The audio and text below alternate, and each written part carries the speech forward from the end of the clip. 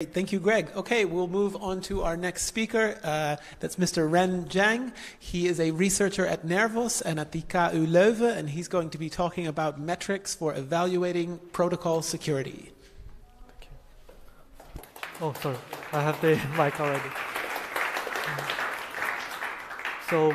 So just like the title suggests, this talk is about multiple consensus protocols. There will be more than one. Originally, I planned to analyze all of them, but very soon I realized it's not practical. So I chose only 8 instead. You will hear about 6 of them in this talk. And it's about security. It will concern performance, but the focus is not performance. A few words about me. I'm a PhD student at KU Leuven, and I started this work during my internship at Blockstream. My hands are really cold. I feel really nervous right now. So, thank you. So, I'm admitted to this conference because I was known as the guy who breaks Bitcoin Unlimited. So, luckily, what you may not know is that the chief scientist of Bitcoin Unlimited, who is called Dr. Peter Reason, has another design, which I will mention in this presentation. I really thank him for the inspiration and constantly provide me with poorly designed proof-of-work protocols for me to analyze. So thank you, Dr. Reason. What am I going to do without you? So we all love Bitcoin's Nakamoto consensus. In this protocol, to resolve forks, miners are prescribed to choose the longest chain if there is one. And when there is no longest chain, miners choose the first received block during a tie. To issue rewards, it demands that main chain blocks receive full rewards, and orphaned blocks receive nothing. Is it secure? In Nakamoto's original analysis, it is believed to have perfect chain quality. Namely, an attacker who can choose less than 50% of total mining power cannot modify the blockchain with high success rate. And we all know that is not true. An attacker actually can modify the blockchain with high success rate. So what? So let it be. The problem with that is that the attacker can launch 3 kinds of attacks. There are more attacks, but we are going to focus on these 3 attacks in this presentation. The first one is called selfish mining. The attacker can gain unfair block rewards, and which is unproportional to the attacker's mining power share, which allows them to combine their mining power for higher relative block rewards, which damages decentralization. The second one is called double spending. In this attack, the attacker can reverse confirmed transactions and gain profit for himself. The third one is called censorship attack. In this attack, the attacker can in effect prevent transactions from being confirmed and becomes the de facto owner of the cryptocurrency of the permissionless design. Let's elaborate on how these 3 attacks works. In selfish mining attack, so this red square means the time the block is propagated to the network, and an orange circle indicates an attacker block. A triangle indicates a block mined by the compliant miners. So the attacker was lucky to find the first block, but instead of publishing it to the network, the attacker chose to withhold it. And when the compliant miner finds a block, the attacker propagates the block faster than the compliant miner, so that all of the miners will mine on the attacker block instead of the compliant miner's block. And if the attacker is lucky enough to find more than 1 block in a row, the attacker can orphan an honest block safely. When the honest miner finds a block, the attacker just broadcasts both blocks to the network, so that the attacker's chain is longer. In that way, the attacker successfully increased the relative mining power share in the overall block reward. And a double spending attack is quite similar to selfish mining attack. It's mining secretly for an extra reward if orphaning at least 6 blocks in a row, because by convention, Bitcoin confirms transactions with 6 blocks. So if you have 6 secret blocks, if you have more than 6 secret blocks and you publish them to the network, you can reverse a transaction after you receive the goods or service. And the censorship attack is trying to orphan all blocks, not conforming the censorship request, so that I'm going to broadcast that I'm going to censor these transactions. And if you don't follow my order, I will try my best to orphan your blocks. There are two approaches to fix the security problems of Nakamoto consensus. The first one, we call them better chain quality protocols. These protocols claim that I can raise chain quality. This protocol includes, category includes the following protocols. So Ghost and Chain Web is analyzed in Luciana's talk. If you're interested, you can read their paper. In this talk, I'm going to focus on these two red ones. And the second approach is called attack-resistant protocols. These protocols claim that I can defend against the attacks under imperfect chain quality. I don't need to raise chain quality. And these protocols can be further grouped into three types. The first type is reward all protocol. So these protocols reward most of the recent proof of work solutions, and hoping that if these compliant miner solutions are rewarded anyway, the attacker cannot do selfish mining attack to invalidate their rewards, so that the attacker has no incentive to perform selfish mining attack. And the second kind is called punishment attack. These punishment protocols. These protocols, they forfeit rewards from suspicious blocks, hoping that in the fear of losing the reward because of the punishment rule, all attacker will abide by the protocol. The third one is called reward lucky protocol. These protocols issue rewards to certain lucky blocks based on the block content, hoping that these lucky blocks serve as anchor point to stabilize the network. And let's take a deeper look at these protocols. For better chain quality protocol, the first one, we call it smallish hash tie breaking protocol.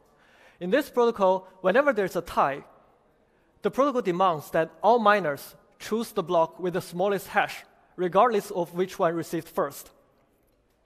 The second one is called unpredictable deterministic tie breaking. The protocol prescribes that whenever there is a tie, everyone use unpredictable deterministic pseudo-random function to compute an order of all the blocks and mine on the top one, regardless of which one is received first.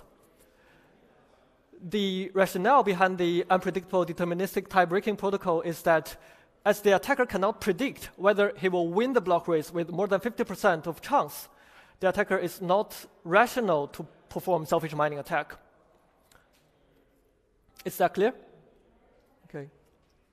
And for attack-resistant protocol, we choose one protocol from each type of technical approaches.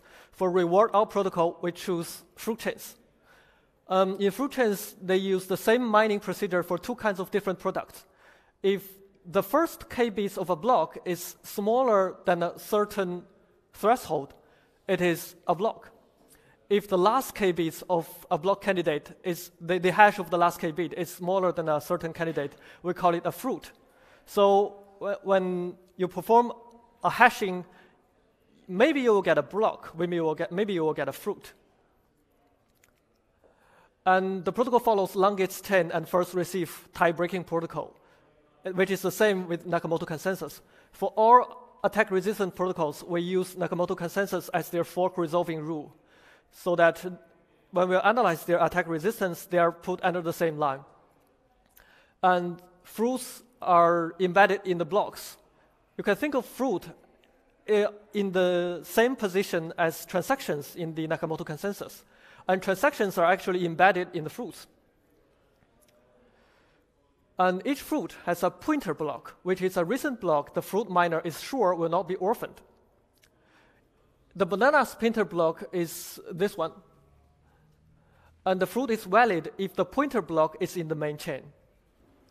If the pointer block is orphaned like the tomato, the fruit is no longer considered a valid proof. Sorry for tomato. And there's an extra rule saying that the gap of a fruit needs to be smaller than a predefined timeout threshold. The gap is defined as the height difference between the host block and the pointer block. For example, for this banana, the gap is 2 because the host block is 2 blocks like later than the pointer block. So valid block receive full rewards, and valid fruits receive full rewards, and blocks receive nothing. And for punishment protocol, we choose a modified version of D-core as an example. In our modified version, we call it reward splitting protocol. Just like the title suggests, it splits the reward among all competing blocks of the same height. It allows a block to refer to previous orphaned blocks as uncles. And an uncle is valid if its gap is below the timeout threshold. The gap definition is similar to fruit chains, but it is different at a tiny little place, that instead of consider the gap as the height difference between the host block and the pointer block, in this protocol, the gap is defined as the height difference between the host block and the uncle block itself, so that we don't consider who is your ancestor. We only consider the height of yourself. And each block reward is evenly split among the competing blocks and uncles of the same height. For example, in this graph, this block B and block C each receive half of a block reward, and A and D receive full block rewards. Is that clear? Okay. And the last one is subchains, thanks to Dr. Peter Reason. So it also has the same mining procedure, but two different kinds of product. It is a block if the candidate's hash is below the certain threshold, which is same as Bitcoin. If the candidate's hash is below a certain, is larger than the block threshold, but smaller than another threshold, we consider it as a weak block. Weak blocks also count in chain length. Weak blocks also contribute to transaction confirmation. However, weak blocks don't receive any block rewards. Only blocks receive block rewards. Is that clear? Okay. So let's lay down the common metrics. I feel very excited about this. It's like, you all claim to be the most secure protocol. Show me what you got. So there are 4 security metrics we consider in this study. The first is called chain quality, which is the minimum percentage of compliant miners' main chain blocks. In this example, the chain quality is 3 out of 6, because there are 6 blocks in the main chain. 1, 2, 3, 5, 4, 6. 1, 2, 3, 4, 5, 6. Sorry. And 3 of them are from the compliant miners. And the second one is called incentive compatibility, which measures selfish mining resistance. It is defined as the minimum percentage of compliant miners' block reward. In this case, because of the 6 main chain blocks, 3 of them are from compliant miners, the incentive compatibility is 3 out of 6. Within Nakamoto consensus, these 2 metrics are equivalent. However, with other protocols, these 2 metrics are not equivalent. Chain quality is just about Byzantine adversaries, but incentive compatibility considers reward. And the third metric, which is another attack resistance metric, is called subversion gain, which measures double spending resistance. It is defined as the max time average block reward plus the double spending reward. So in this case, if we assume that each block is found in every 10 minutes, there are 8 blocks altogether, so there are 80 minutes altogether. So for every 10 minutes, the attacker gets 3 blocks out of the 8 blocks. Is that clear? Time average block reward. Because in double spending resistance, there's no percentage. There's no total reward or percentage of reward. And for this figure, there's no double spending reward because you need to orphan more than 6 blocks in a row to get a double spending reward. So in this example, the attacker has no double spending reward. So the last metric is called censorship susceptibility, which is the maximum number of maximum percentage of compliant miners' block reward loss caused by refusing a censorship attack. So if I refuse a censorship if I refuse a censorship request, the attacker will start to orphan my blocks. So this metric measures how much, what's the percentage of my blocks you can orphan. So in this example, there are 5 honest blocks, and 2 of them are orphaned. So the censorship susceptibility is 2 out of 5. These are the 4 security metrics. Now let's show the evaluation results. So for chain quality, here are the 5 contestants we mentioned in this presentation. Gamma is the percentage of compliant miners' mining power that will mine on the attacker's chain during a tie. So if gamma equals 0, everyone will mine on the... So during a tie, one chain is mined by the attacker, the other chain is mined by compliant miners. If gamma equals 0, all compliant miners' mining power will mine on the compliant miners' chain. No compliant mining power will mine on the attacker's chain. If gamma equals 1, all compliant mining power will mine on the attacker's chain. No one will mine on the compliant miner's chain. Is that clear? So that is a common metrics, a common parameter used in evaluating Nakamoto consensus. So of these 5 protocols, which one is the best? Yes, Nakamoto consensus when gamma equals, oh sorry, this is the worst. This is the best. So because these 2 are tie-breaking protocols, they only deal with the problem of a tie. So you cannot be better than Nakamoto consensus when gamma equals 0 during a tie, because when gamma equals 0, all compliant mining power will mine on the compliant chain. And you cannot be worse than gamma equals 1, because the attacker basically wins all ties. Of the rest 3 protocols, which one performs the worst? So it's the smallest hash tie breaking. For the rest of the 2, unpredictable deterministic tie breaking and gamma equals 0.5, which one is better? Okay, I will reveal the answer. So Nakamoto consensus is better. So why is that? It's because in this, for example, in UDTB, it's just too long. In UDTB, when the attacker finds a block, and the compliant miner finds a block and broadcasts it before the attacker, maybe the attacker calculate the pseudo-random function and realize that if I publish my block, nobody will mine on my block because I will lose the tie. What can the attacker do?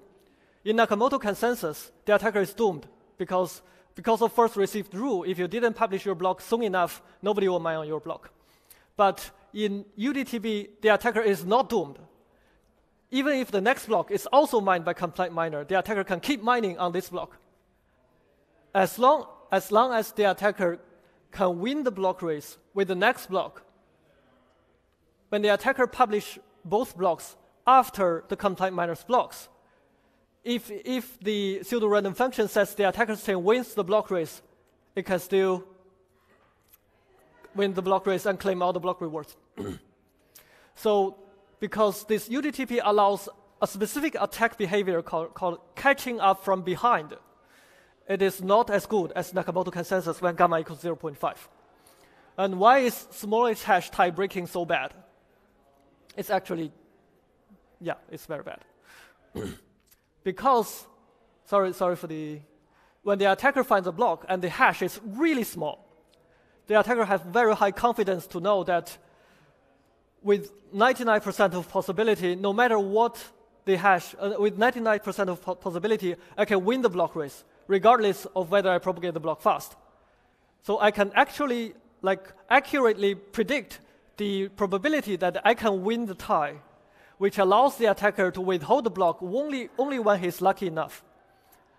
So the compliant miner finds the next block, and the attacker publishes his block and still wins the block race because the hash is small enough, and he has high confidence of winning the block race. And the next time when the attacker is not so lucky, the hash of the attacker's block is relatively large, the attacker can publish the block and claim the block rewards directly. So here are our general results on better chain quality protocols. No protocol achieves the ideal chain quality when the attacker mining power alpha is more than a quarter. So as long as the attacker controls more than one quarter of the total mining power, it can always gain more block rewards than the mining power share. And no protocol performs better than Nakamoto consensus gamma equals 0 for all alpha values. So you may perform better than Nakamoto consensus for a certain parameter, but you're not going to outperform Nakamoto consensus of all the parameters. Why is that? Because the protocols cannot distinguish between honest and attacker blocks. And why can't the protocols distinguish these blocks? It's because of information asymmetry, because the attacker acts on all available information, which is how many blocks I have, how many blocks are published, how many blocks are secret, when did I publish these blocks. All kinds of information are available to the attacker. However, the compliant miners only act on limited public information. And why is that? Because proof-of-work protocols weak security assumptions. They try to be asynchronous. They prescribe that all miners only act on very limited public information. So now for the attack resistance result, first on incentive compatibility. The contestants are Nakamoto consensus, fruit chains, reward splitting, and subchains. Do you have a guess on which protocol performs the best? It's a reward splitting protocol, because punishment is always the most effective way to incentivize correct behavior. And subchains perform the worst. Why is subchains perform the worst? Fruit chains are sometimes better than Nakamoto consensus, sometimes worse. So why is that? Because subchains allow attacker to use worthless weak blocks to invalidate honest blocks. So if everything is valuable, the attacker is risky to withhold blocks. But because weak blocks are worthless, it worth nothing. Actually, the attacker can withhold these weak blocks without any risk to losing block rewards. If it is risk-free, then why not try more audacious block withholding behavior? And the more weak blocks, the worse the protocol behaves. So more weak blocks actually make things worse. So the best case is that you don't use weak blocks. It's an advice on parameter choosing to Dr. Reason. And fruit chains perform worse than Nakamoto consensus with small timeout value. Because the attacker can use worthless blocks to invalidate honest fruits. It suffers from a similar problem because blocks don't have any rewards in fruit chains. So the attacker don't have the incentive to publish any blocks because there's no risk to withhold them.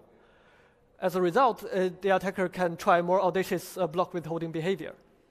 And does more fruits make things better or worse?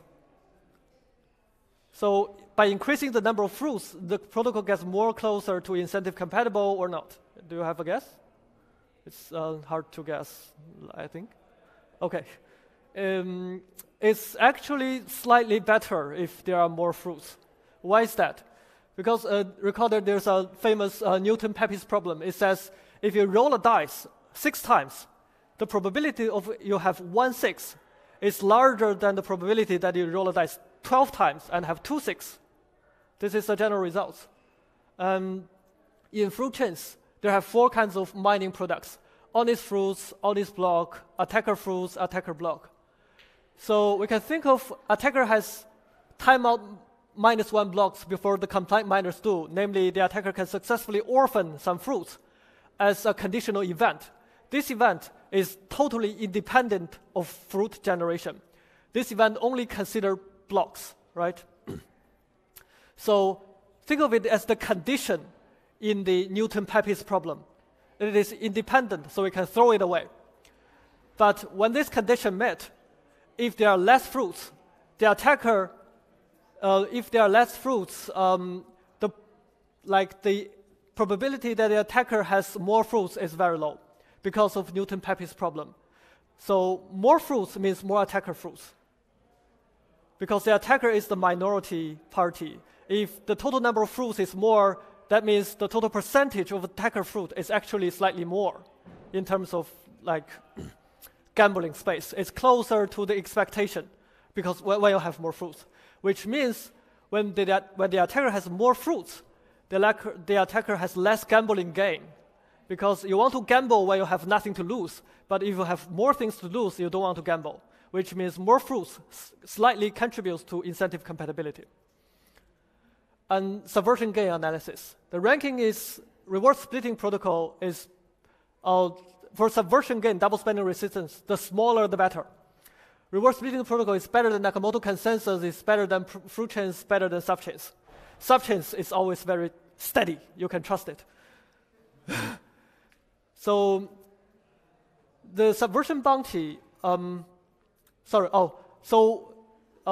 the intuition behind this is relatively straightforward, so I'm going to skip that. So we analyze another interesting metric called subversion bounty, which is defined as the minimum double spending reward to incentivize deviation.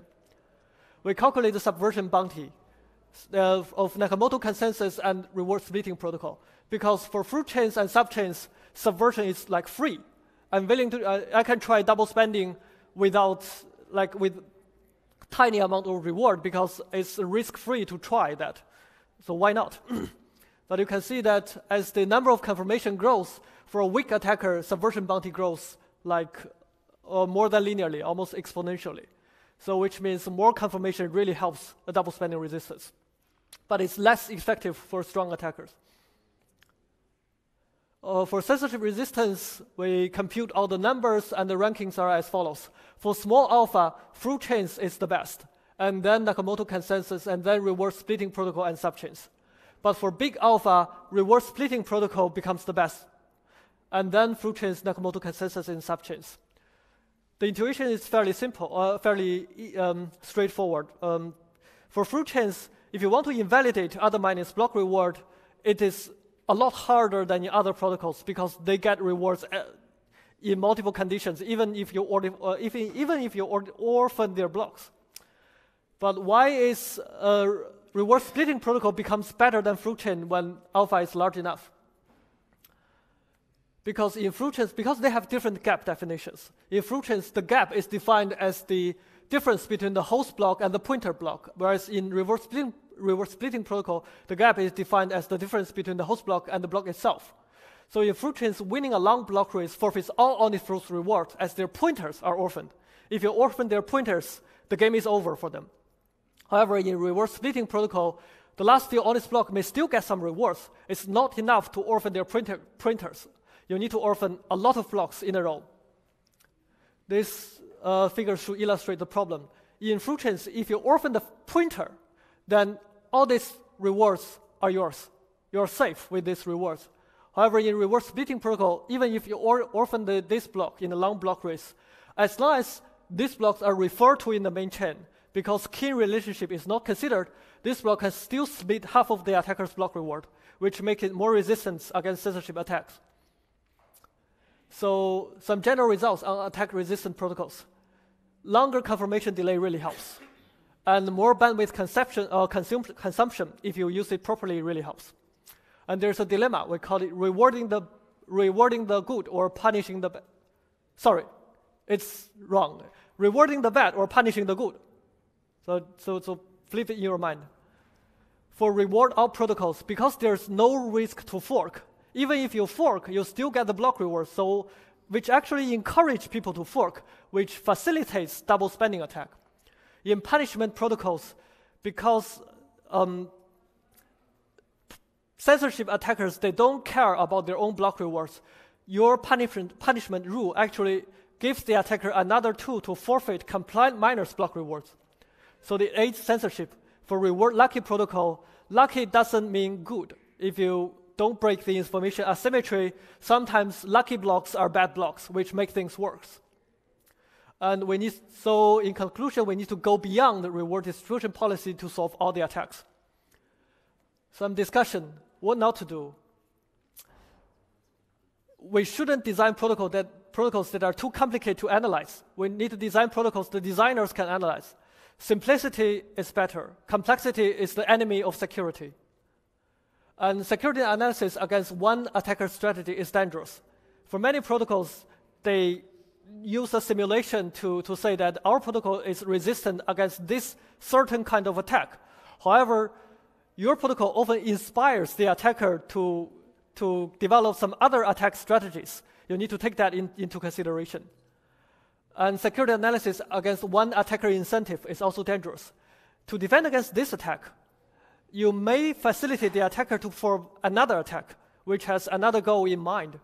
The attacker may focus on short-term reward or long-term reward or damaging other miners' reward. You need to consider all different attacker incentives in your model.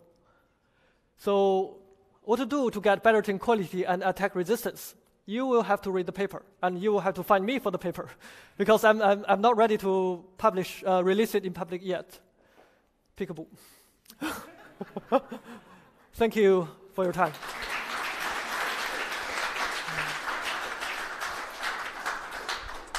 Thank you, Ren. That was really interesting. We have some time for questions, if there are any questions. If anybody would like to... Okay, great. Well, Patty? Is subchain really that bad? It is. I mean, how they advertise is that they still consider blocks as blocks, and they consider weak blocks as like free to synchronize across the network. But from a protocol designer's perspective, if your weak block helps contributing to transaction confirmation, you're actually a block. So we need to put them under the same ruler, not because your definition. Cool. And so is the idea that you could use these metrics that you've identified to create like a scorecard for the security of various protocols? Sorry? Could you create a scorecard using these kind of metrics if somebody said, this is my protocol? Yeah, I think that's possible. But I need more people to work on this because I don't know all of the protocols. Okay, excellent. Well, that sounds like a really useful tool then. We are going to deviate from the program that we printed out